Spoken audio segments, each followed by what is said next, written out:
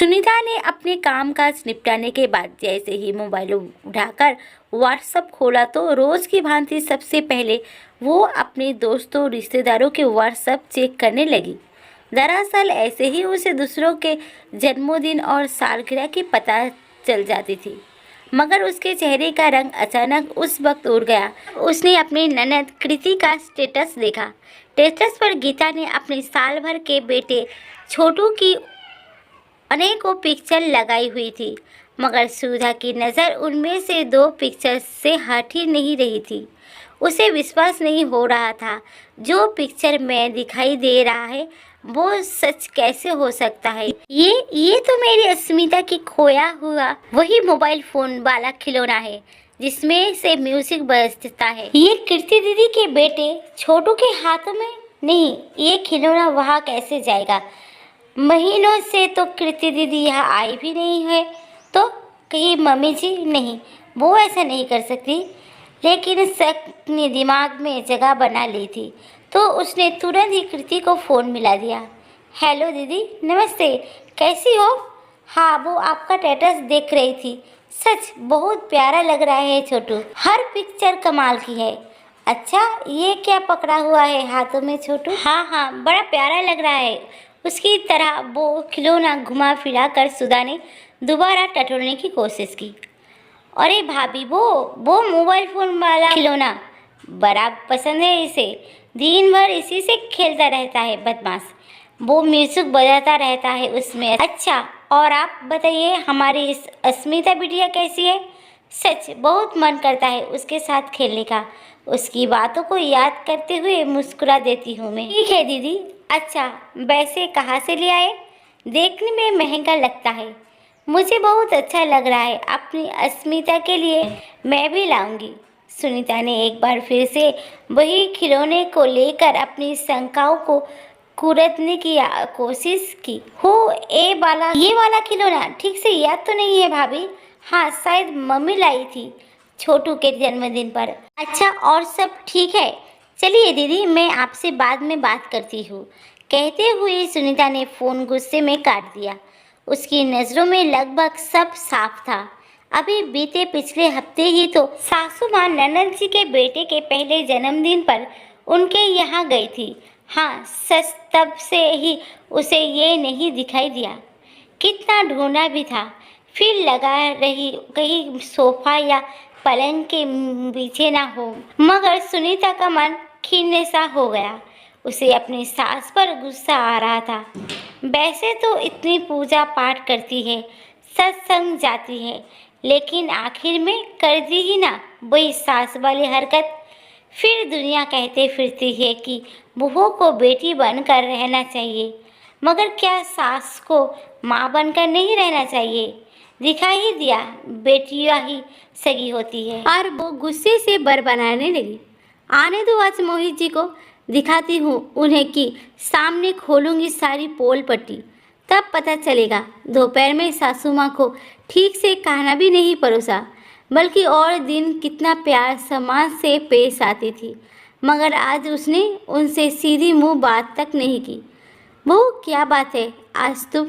बेटा, तुम्हारी तबीयत तो ठीक है ना? सासू माँ ने प्यार से पूछा तो सुनीता गुस्से से कुछ बोली, बस मुंह बनाकर दूसरे कमरे में चली गई। शाम को अस्मिता को भी उनके साथ खेलने नहीं दिया। रात को 8 बजे जैसे ही मोहित फैक्ट्री से आया तो रोज की तरह माँ के पैरों को छूकर वहीं बैठकर चाय की फरमाइश कर दी। नहीं, चाय यहाँ आकर पीजिए, कहकर सुनीता ने चाय अपने कमरे में रख दी। मोहित ने माँ की ओर देखा तो वो बोली, जा, आज दोपहर से उसका व्यवहार ठीक नहीं है। शायद उसके मायके से कोई बात हुई है, मुझे भी नहीं बताया। शायद तुझे बता दे, मुझे भगवान जी का स्मरण करने जाना है। देख, अगर कोई बात हो तो कोई मदद वगैरह तो पीछे मत हटियो। पत्नी को अपने पति से ही आशा होती है। और वैसे भी जैसे सुनीता मुझे अपनी माँ की तरह मानती है, वैसे ही उसके मम्मी पापा तेरे मम्मी पापा है। तो बेटा झिझकना नहीं, जा, कहकर माँ मंदिर वाले कमरे की ओर बढ़ गई। सुनीता, ये सब तुम्हें पता है ना? मैं माँ के पास बैठकर ही चाय पीता हूँ, तो आखिर बात क्या है? सुनीता ने गुस्से से मोबाइल उठाकर व्हाट्सएप स्टेटस दिखाते हुए कहा, तुम्हारी माँ चोरी छिपे मेरी अस्मिता का खिलौना अपनी बेटी के बच्चों के लेकर आई है। पता नहीं इससे पहले भी क्या क्या। सुनीता, बस तुम्हें शर्म नहीं आई ये सब कहते हुए? वो माँ है मेरी और तुम उन्हें, वो मालिक है इस घर की, समझी?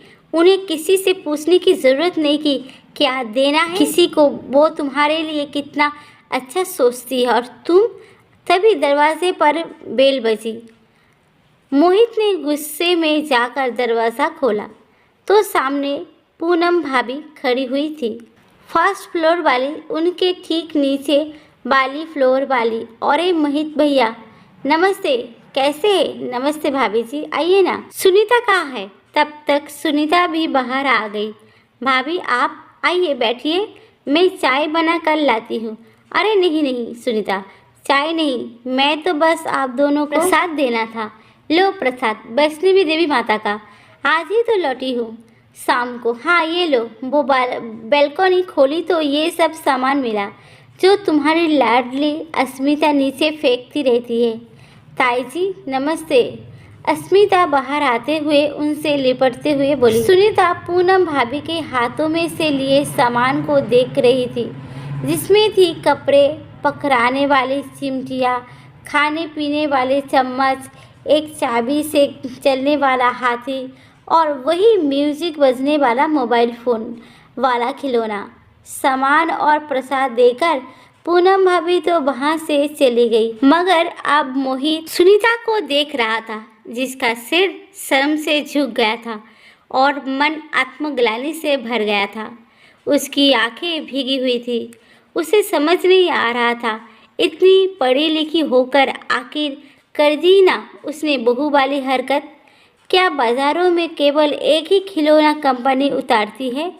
लाखों हज़ारों एक जैसे खिलौने बाज़ारों में मिलते हैं, और इतना जानते हुए भी वो अपनी देवी समान माँ पर शक कर रही थी। वो फूट फूट कर रोते हुए मोहन के पैरों में गिरकर माफ़ी मांगने लगी।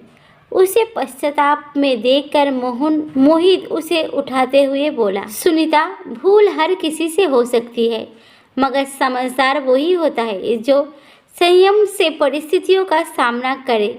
यदि यही बात तुम माँ से प्यार से पूछ कर करती तो ना तुम्हें पूरा दिन कूदना पड़ता और ना ही माँ को और मुझे तुम्हारे दुर्व्यवहार का सामना करना पड़ता।